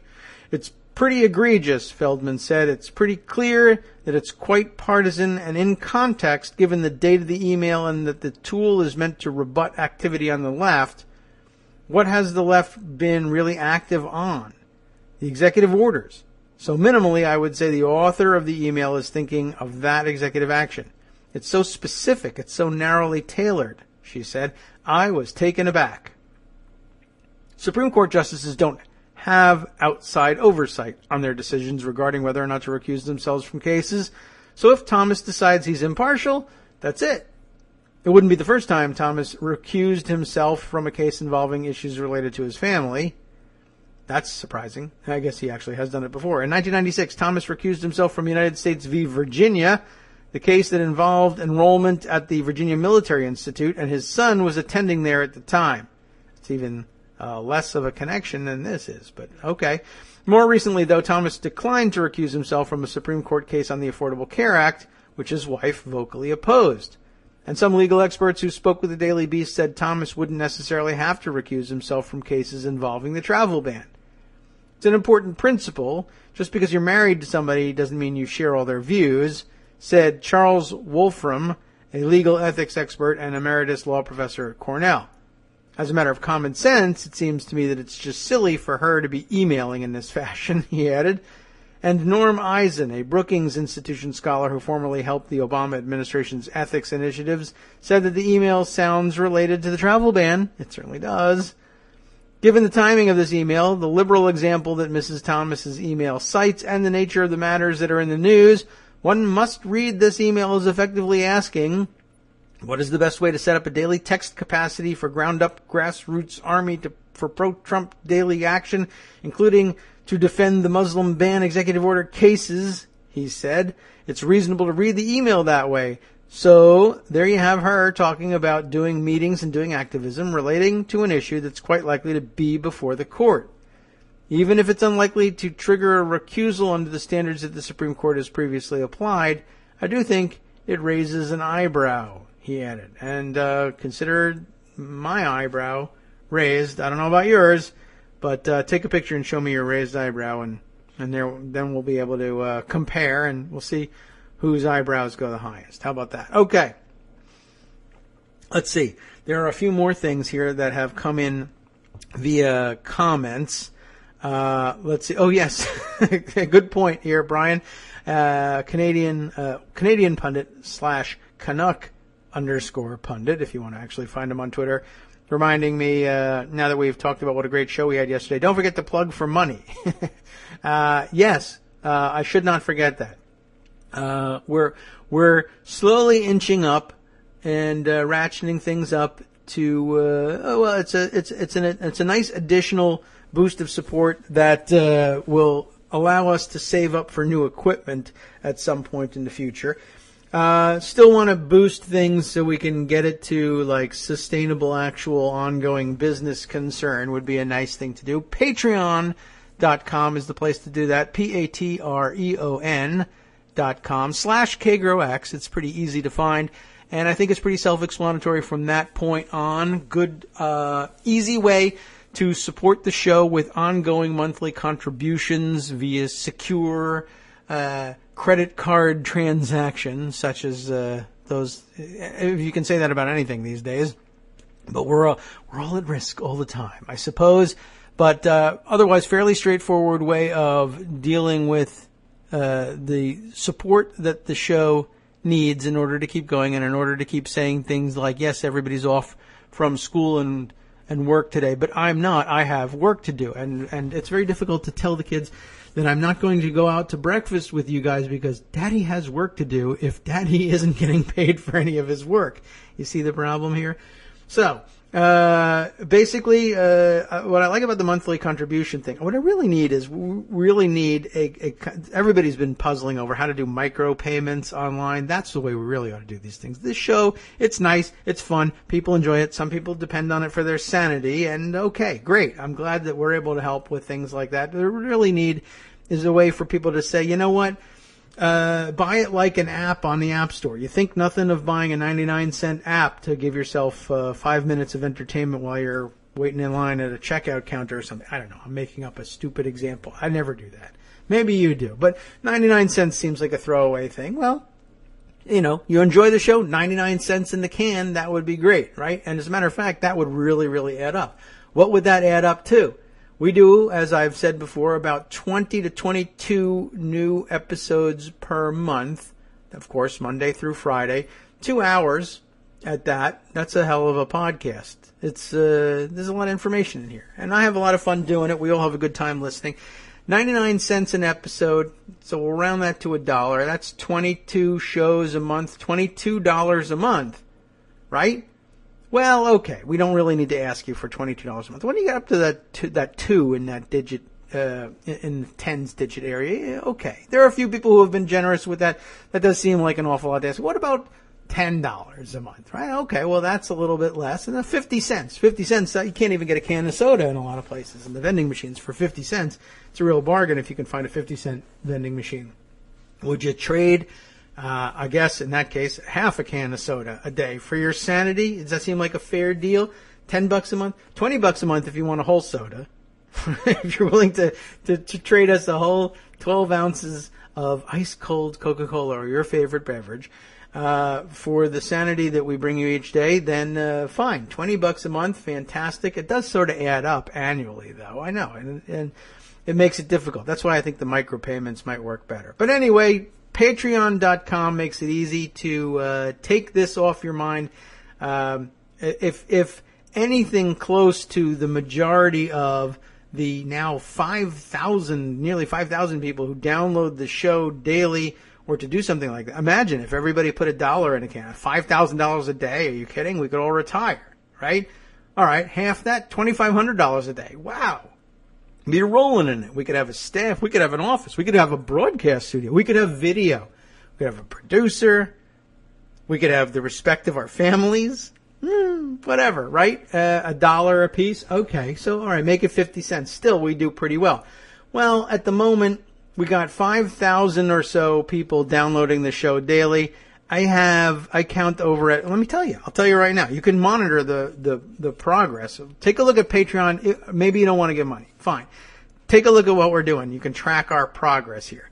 I say 5,000 people are downloading the show each day. Patreon tells me 77 of them are actually interested in supporting the show. That's not so good, if you ask me. So let's boost that number. Every time I mention it, people say, God damn it, I didn't mean to do that. And they show up, and so I might as well continue to do it. We're running at the pace of just under $550 monthly, from which I like to be able to pay Scott Anderson for his assistance. Honestly, I guess I ought to be paying a lot of people for their assistance on this show. but it doesn't really work out at $550 a month prior to taxes. We're going to have to pay taxes on this thing as well, unless Trump just eliminates all taxes. Go Trump. I'm switching teams, everybody. If you would just send me $1 million a month, I would switch teams. So don't go crazy. But anyway, there it is. I don't know. 77 out of 5,000. Honestly, if it's not about the money necessarily, so much as, really? That's what I can, with my fundraising skills, the pitch I make, I'm surprised 77 of you have done it. So let's see if we can get the number up to 80. Can I have 3 more people? And if you could each donate $1,000 a month, that would be fantastic. Of course, that still wouldn't get us up to speed in terms of sustainable business, but hey, it's a long-term project. All right. Have I satisfied you? Now I'm embarrassed. Thanks a lot, Brian. You do this next time. Okay. I'm not mad at you. Next up, let's see. Other things that we ought to bring to your attention. I think I shared with you. No? Did I not tweet this thing out? I meant to.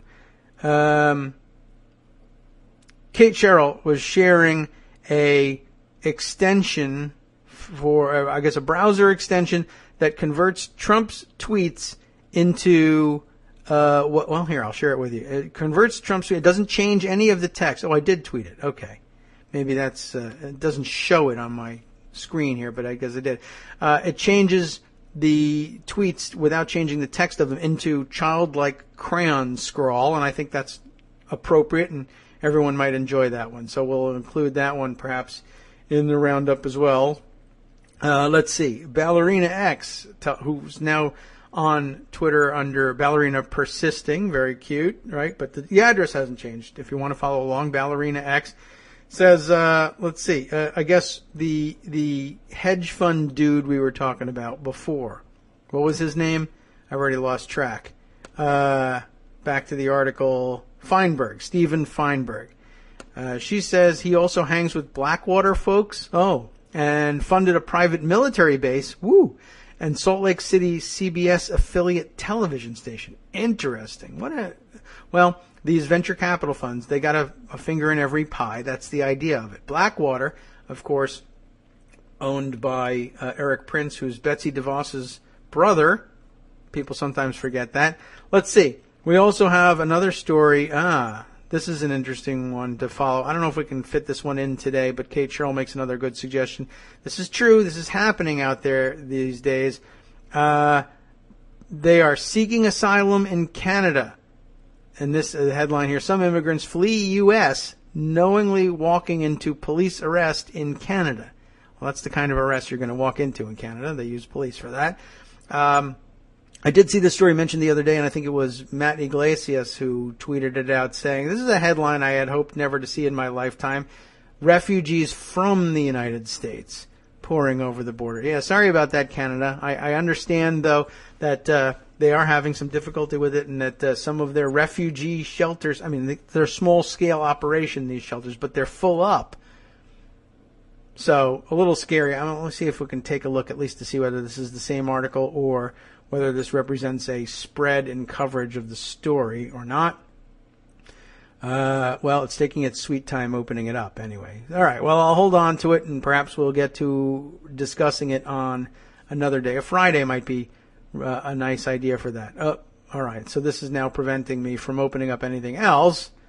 But I guess that's why you need to send more money so that we can have better, more up-to-date, faster processors in our computers, and we won't have to wait for these things to open up, and the pinwheel of death won't ruin things. Okay, let's see. What have we here?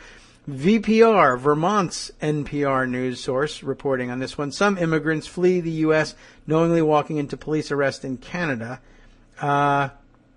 This is the East Coast version of this one, because I think the other one was sort of Mountain State's West version, and I think people were walking into, Alberta, I guess. Anyway, but this is happening over on the East Coast in the Champlain, New York area. RCMP, they're reporting surges in illegal crossings into Canada in recent months. Officials say Quebec has seen the highest influx of people seeking asylum, with many crossing in remote, snowy areas west of Lake Champlain. One illegal border crossing area has become so popular among immigrants seeking asylum that all taxis in Champlain, New York know it by name, Roxham Road. Wow. So that's Uber and taxi alike. We'll take you there if you're escaping into Canada. I'm coming next, but didn't we decide that this would be for, I guess, people who are immigrants to the United States moving on and saying, forget it. It's not yet American citizens fleeing oppression into Canada. And if we did, when that time comes, I think we're all supposed to go to Cape Breton, right? Prepare a place for us. I may go back to Prince Edward Island just because of sheer force of habit. I went there once, and let's call it a habit. And besides which, Ricky's there, and maybe we'll be able to get a space to do the show from there. Do you have a big house by any chance? A big backyard, someplace I can put a tent, something like that? I don't think we're quite to that stage yet. All right, moving on. Other pieces of news that we want to make sure make the roundup today. What is this? I don't know. This one, an unidentified Washington Post piece. Looks like I might have hit the button early on this one and it didn't click through quite correctly. It was probably, maybe I just needed it for reference about Puzder's withdrawal to make sure that I had a story about that one. I hate when that happens. What else have we got here? Ah, yes, this was interesting too. From the Hill again. They always catch me with their pictures. This time a picture of Earl Blumenauer, Democratic representative from Oregon, and the headline was equally interesting. How do you like this one? Dem launches panel to review presidential removal procedures. Just going to throw this out there. Earl Blumenauer on Wednesday launched a working group to review the Constitution's 25th Amendment, which outlines how a sitting president can be removed from office. Call me Earl. Don't call me Earl. No. Earl, give me a call. We've been discussing it here on the show, and I like these things. I love these parliamentary intrigues and fights, and I don't know, we made the nuclear option one work, and I've worked in impeachment before. This isn't impeachment, of course, but I think it would be fun. Perhaps the study we've done could be of some benefit to you. But maybe you want to keep it official. I don't know. Blumenauer said he became concerned about the president's, about the amendment's potential shortcomings, not the president's potential shortcomings. That's a problem too. But the amendment's potential shortcomings. Get this. I did think this was interesting. After growing worried over President Trump's potential shortcomings, that is, his behavior, he pointed to Trump's claim that there was sunny weather during his inauguration when in fact it rained. Probably the least troubling of his otherwise very troubling behavior, but okay. He's being kind. Trump and his aides have also repeatedly issued baseless claims about the inauguration's crowd size and voter fraud in the presidential election, and any number of things, of course, many of which are much more serious than others. But if you're going for the straight up, he's just mentally not home, maybe the banal stuff is the way to go. I don't know.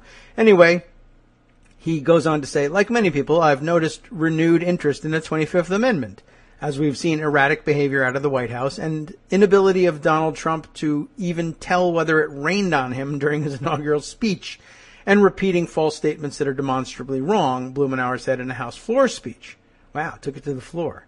The 25th Amendment, established 50 years ago after President Kennedy's assassination, states that the vice president assumes the Oval Office in the event that the president is removed from office, resigns, or dies. It stipulates that the vice president and a majority of cabinet officers may declare the president unfit to serve. The vice president would then take over as president. You know all this. If a president refuses to step down from office, 2/3 of both the House and Senate must then agree in order to force the president out. Blumenauer was skeptical, however, that the procedure would work in cases of mental or emotional incapacity, especially in the modern, highly polarized political environment. He noted that cabinet members might not know the president well, or would feel partisan pressure not to go against him despite their own misgivings. That's a lot easier to understand, but a good point. These cabinet guys might say, I don't know whether this is mental illness or not. I don't know whether this is normal for Donald Trump or not. Instead, Blumenauer suggested that a bipartisan panel comprised of former living presidents and vice presidents could determine whether a president is fit to serve instead of the cabinet. It's an interesting proposal. I don't know whether they would know Donald Trump or any other president better than anybody else. I mean, I don't know if it necessarily improves on the problem that the cabinet would be having, but it is interesting. I mean, the cabinet, and maybe this was supposed to be the safeguard in this, the cabinet, of course, feels beholden to the president. After all, he's the one that created them cabinet members, essentially. I guess they owe it to the Senate in some respect, but for whatever reason, the loyalty chiefly lies with the president. And that's supposed to be, I mean, I guess that's supposed to guarantee that it not be done frivolously. And who knows whether we can trust, I mean, I guess, generally speaking, up until now, I think people would have had a better impression of former presidents and vice presidents. I mean, one day he'll be a former president and he would be on such a panel. I don't know whether that, maybe you should be disqualified from the panel if the panel removes you. But anyway, I thought it was an interesting thing. Even if they don't know you well, they do know, and they know actually better perhaps than a cabinet member, what it takes mentally and in terms of mental stability to be president. And when somebody begins doing things that are so far out of the ordinary that they endanger either the national security or whatever, the presidents and former presidents and vice presidents would know that perhaps better than anybody else. That is an interesting proposal. I don't know if you could get any support for it, let alone the kind of support you would need to amend the Constitution, but it's out there. For a mentally unstable, paranoid, or delusional president, the 25th Amendment, he says, has no guarantee of its application. In fact, it's likely that it would fail. Blumenauer said, I submit that the best fail-safe to a president who is emotionally unstable would be to impanel our previous presidents and vice presidents to make that determination, he said. We need to have a mechanism that can be reliable, command public confidence, and be above politics. Of course, you'd have to have a backstop. What if there are no living presidents and vice presidents, or some minimum number that you would have to have in order to establish let's say, a quorum for it, or what? Blumenauer didn't explicitly suggest that Trump has a mental disorder, but his case specifically focused on how a president could be removed if it becomes apparent that there is a problem with how their mind functions. We've made real progress with mental illness, Blumenauer said. We're making real strides in terms of treatment and acceptance, but all of this requires access to help. And this drama should not play out with somebody whose fingers are on the nuclear buttons and whose every pronouncement can unsettle diplomatic conditions, affects war and peace and the global economy. He's not the first Democrat to raise the topic of Trump's psychological condition. Al Franken claimed during a Sunday show interview with CNN's State of the Union that a few Republican colleagues have expressed concern to him about Trump's mental health. We all have this suspicion that, he lies a lot. He says things that aren't true. That's the same as lying, I guess, Franken said. That is not the norm for a president of the United States, or actually for a human being. Always count on Al Franken to stick the knife in at the end. Good point, though, and an interesting observation, I think, from Blumenauer. That might be a process that works. I'd have to think a little bit about that one. All right. Let's see. Other things that we want to try and shoehorn in here. Politico has an article which I think probably I could read you the title and be done with it. I don't know whether the rest of the article is any good or not, but this gets at the point that I think everybody needs to realize about Flynn, and the Flynn episode should not by any means be considered over and done with. Greg has insisted on that, and I think he's absolutely right, and I think probably all the rest of you insist the same. But the headline on this piece by Daniel, do I have it right? I'll have to pop into Politico to make sure. Now that I realize what these views do. Daniel Benjamin is the writer who's got the headline here. Who told Flynn to call Russia? Let's stop focusing on the resignation and start focusing on the real issue here, the mystery of Trump's Russia ties. Everybody wants to know about the totality of Trump's Russia ties. I don't know that the last couple minutes of the show are best served necessarily by reading Daniel Benjamin's take on this. I think we all know what he's talking about. But that's the question to keep in mind. Does Flynn freelance these calls, or does somebody say, I need you to call Russia? That's very important. Oh, and I meant to say yesterday, and maybe this is something, I'll bring this up and maybe we can discuss it tomorrow if Armando is available and interested in doing this. I mentioned the other day, I teased it a little bit, the idea that you shouldn't yet give up on the Logan Act, even though nobody has ever been prosecuted under the Logan Act. It's not it's not for prosecution under the act per se that I'm interested in it, but the other day, when we were at the height of the Flynn dismissal / resignation scandal. Well, I'll call it a scandal. It seems like maybe that's not even the right word for it. Anyway, when we were right in the middle of it, and then the demands began in the House and the Senate for investigations of the whole thing, and Flynn's thing in particular, or the leaks, or whatever people were agreeing to probe. And even, over in the Senate, of course, they want to take a broader look at everything and to really investigate this Russian connection, as Trump himself has branded it, foolishly enough.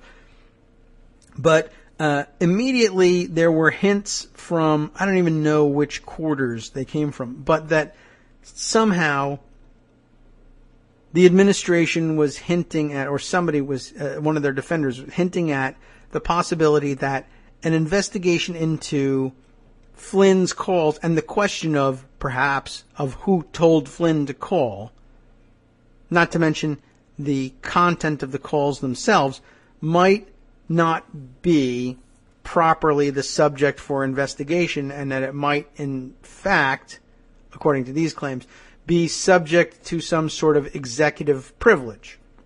Now, I have my doubts about whether or not, in fact, it is covered by executive privilege. But I have very little doubt but that they will claim that it is and insist in the first instance that be litigated through first.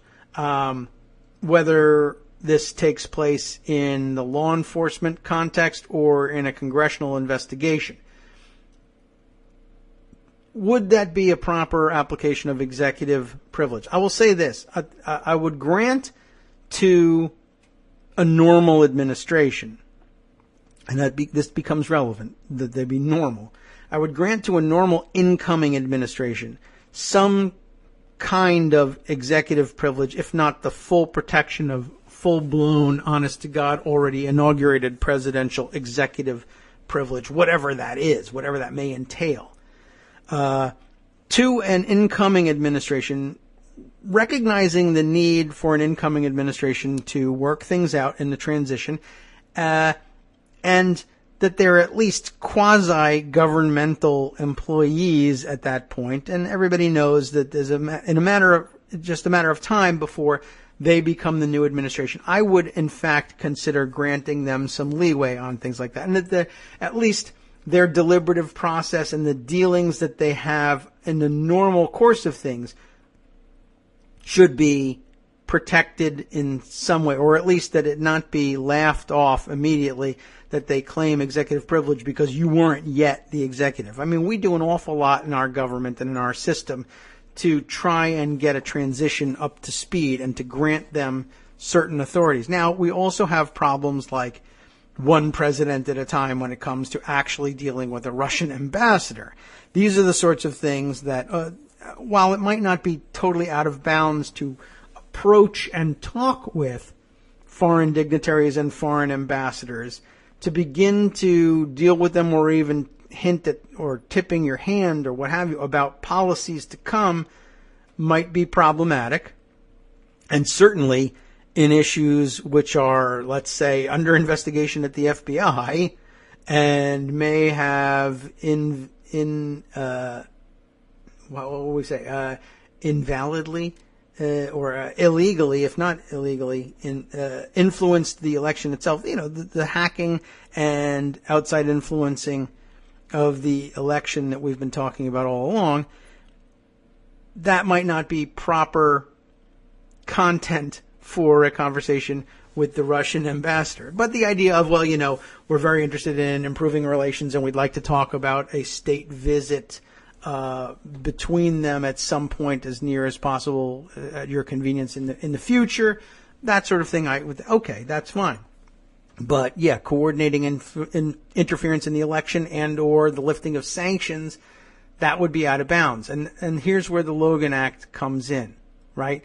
It's not so much that I would say let's prosecute under the Logan Act someone like Flynn violating the Logan Act, but rather that the Logan Act helps demarcate for us what is legitimate activity for people who have not yet been sworn into office and what is illegitimate activity. And this sort of conduct of diplomacy seems like a bright line.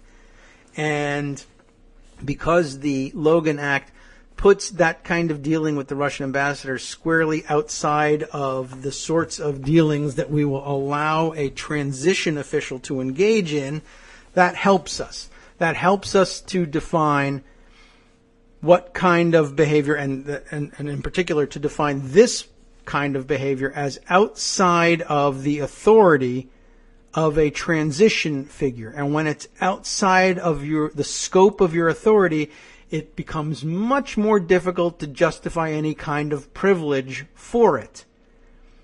Because even an actual sitting president wouldn't necessarily be granted executive privilege over matters that exceeded his authority.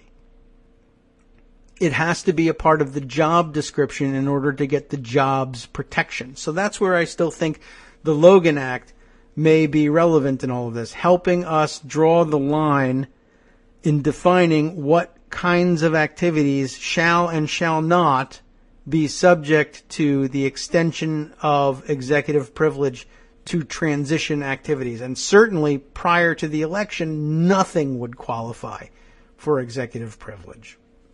So I wanted to throw that out there and for people to think about that one. And it led me to a bunch of other questions too. I'm curious about who paid who and how during the transition. Normally during a transition, everybody is, I think, considered quasi-governmental as far as a quasi-governmental employee. The Congress budgets money for a transition with the idea in mind that they'll pay for staff and activities.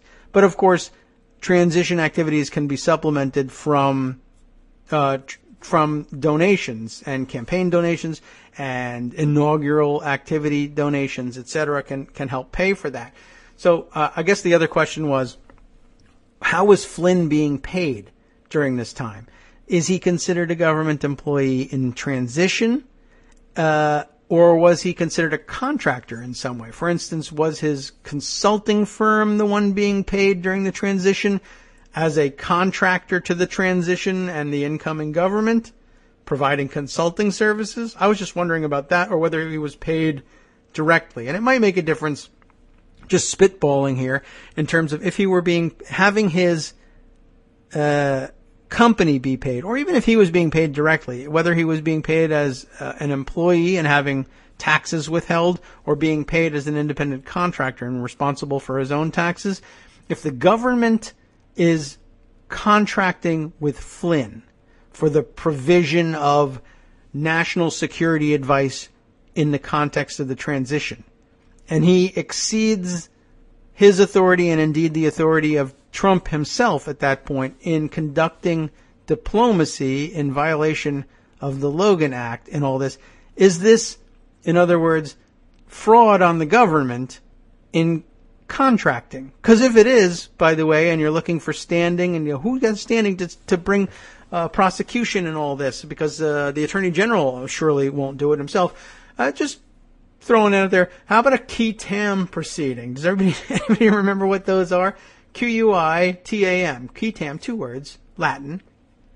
But specifically creating a right of action in any private individual to bring suit on behalf of the government when there's contracting fraud, usually, wartime supplying and whatnot, but any contracting fraud. I wonder if that would be applicable here if the situation is right. I mean, that's a long shot, but I just wanted to throw that out there.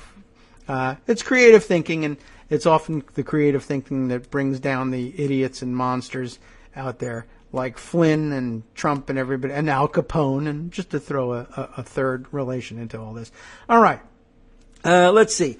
Much more, of course, to discuss, but we're getting towards the end of the show. Let's see if I can sneak in something else here. I don't know. We'll save the rest of this stuff for tomorrow, I guess. There's plenty more and lots to discuss. I think I'll make some stars, and, of course, all of that planning will likely be upset by whatever garbage fire erupts after we get off the air here today. By way of Senate updates, everything continuing apace. There really hasn't been much to say about this. They're plodding through things. They have, I guess with Puzder off the menu here, we are still looking at confirmations running at the pace of about 4 a week. At this pace, and I believe they're taking next week off. For a recess. So you should absolutely be making plans to bother your senators and Congress critters in your hometown to the extent that they make this possible. But let's see. Today they'll be taking up the confirmation of Mick Mulvaney as Office of Management and Budget, which is considered a cabinet level thing. We also have cloture having been filed on a few more positions, and I'll bring you up to date on what they are. And I think they can get, they'll get Mulvaney done today. They might be able to get Pruitt done before they wrap things up. In fact, they have a unanimous consent agreement in place. So another warning flag that goes up. I gamed this one out too, and they don't lose a great deal, but they're going to vote on Scott Pruitt as EPA administrator tomorrow at about, what did they say? About 1 p.m. And they're doing that so that they can get out of town on time for their recess. Otherwise, I think if they had just dragged their feet, it probably would have come at about 9 p.m. tomorrow. So it saves them a couple hours, but everybody gets to leave early for their recess work, as they like to call it, vacations as the rest of us refer to things. But upcoming in the next week of action, which will take place, I guess, a week after, right? We'll have the 1 week off and then they'll come back. Wilbur Ross at Commerce, Ryan Zinke at Interior, Ben Carson at HUD, and Rick Perry at Energy. That's the end of those on whom cloture has been filed, and that pretty much almost fills out the cabinet. They'll still need a new labor secretary, agriculture secretary, U.S. trade representative, et cetera, but slow in coming. But I think it'll take us through into March. The cabinet won't be filled out until then, and then the sub-cabinet begins. We'll see whether they even bother to try to fill those positions. They don't have any legislation ready to go, so who knows what's coming. I'll tell you what's coming on the after show, though. It's Thursday, and thank God it's Giovedì, and that means I get to speak one word of Italian. Republican U.S. Representative of California, Dana Rohrabacher. You know that guy? Well, he says constituents delivering Valentine's Day cards asking for a town hall are political thugs and enemies of democracy. That seems backwards. Elizabeth Warren questions a bank lobbyist's role in the drafting of executive orders rolling back financial regulations. And if impeachment isn't possible, the New York Attorney General is reviewing an alternate legal route that would dissolve the Trump Organization. Heard about this one. Thank God we have the after show to cover. From Daily Kos Radio on networksradio.com. You have been listening to the Kagro in the Morning Show with David Waldman. Another big pickup here for the last half. They'll be reporting that for restaurant owners in the nation's capital, the coming Day Without Immigrants, the Day Without Immigrants strike is personal. And a speaking coach explains why Trump advisor Stephen Miller comes off as a dick while using the a-hole voice. All that and more coming up next.